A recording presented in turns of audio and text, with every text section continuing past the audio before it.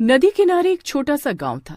गांव जितना छोटा था, गांव में रहने वाले लोगों की सोच उससे भी ज्यादा छोटी थी। इसलिए गांव में न तो लड़कियों को ज्यादा पढ़ने दिया जाता था, न ही उन्हें अपने सपने पूरे करने की आजादी थी। इस गांव में एक रत्ना नाम की लड़की रहा करती थी। रत्ना पढ़ाई में बहुत ही अच्छी थी और पढ़ लिख कर नौकरी करना चाहती थी, लेकिन उसके माँ बाप उसकी शादी करके अपनी जिम्मेदारियों से मुक्त होना चाहते थे। एक दिन, रत्ना, ये देख, मैं तेरे लिए बढ़िया घाघरा चोली लेकर आई हूँ। इसे पहनकर चल, अच्छे से तैयार हो जा।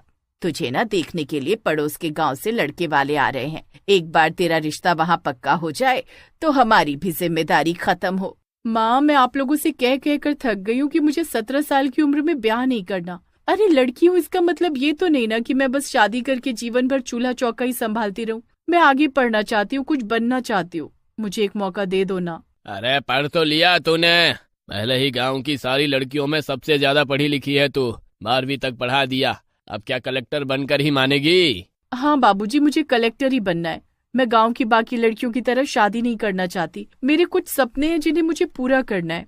उसके बाद ही मैं अपनी गृहस्थी बसाना चाहती हूँ। रत्ना की जिद के कारण उसके माँ और बाबूजी उसे आगे पढ़ने के लिए परमिशन दे देते हैं। उसकी उम्र की लड़कियों की गांव में शादी हो चुकी थी, इसलिए गांव के लोग रत्ना के माता पिता को ताने देते, लेकिन रत्ना की मेहनत को देखकर उसके माँ बाबूजी उन तानों को सह लेते थे। रत्ना की मेहनत का परिणाम था कि उसने अपनी मेहनत के दम पर सरकारी नौकरी की परीक्षा पास कर ली थी। अब बस इंटरव्यू में पास होना बाकी था। माँ देखो, मैं कहती थी ना, मुझे बस एक मौका दे दो, मैं आप लोगों का नाम रोशन कर दूंगी, और सिर्फ आपका ही नहीं, पूरे गांव का नाम रोशन कर दूंगी मैं।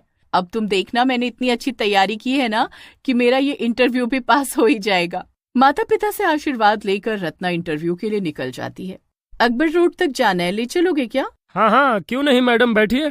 रत्ना ऑटो में बैठकर इंटरव्यू देने के लिए निकल पड़ती है। इंटरव्यू की जगह से कुछ दूरी पहले काफी लंबा जाम लगा हुआ था। मैडम, आप यहाँ से सड़क क्रॉस करके पैदल पैदल चली जाइए, 10 मिनट में पहुँच जाएंगी। ऑटो में बैठकर जाने के चक्कर में कहीं आपका इंटरव्यू ही छूट ना जाए। इस सिग्नल पर बहुत लंबा जाम लगा है। मुझे ऐसा लगता है कि इस जाम को निकलने में 1 घंटे का लगभग समय लग जाएगा। ठीक है भैया, मैं पैदल ही चली जाती हूँ। रत्ना ऑटो से उतरकर सड़क क्रॉस करने लगती है, तभी सामने से आ रही एक तेज रफ्तार गाड़ी उसे टक्कर मार देती है और वो उछलकर जमीन में जा गिरती है। जमीन पर गिरते ही रत्ना की आंखों के आगे अंधेरा छाने लगता है। 2 पल ठहर कर वो गाड़ी वाला मुड़कर रत्ना की ओर देखता है और उसके बाद गाड़ी की रफ्तार तेज करके वहां से निकल जाता है। धुंधलाती नजर से वो गाड़ी के आखिरी 3 नंबर ही देख पाती है, 777, और ये नंबर उसके दिमाग पर मानो छप से जाते हैं। कुछ ही मिनट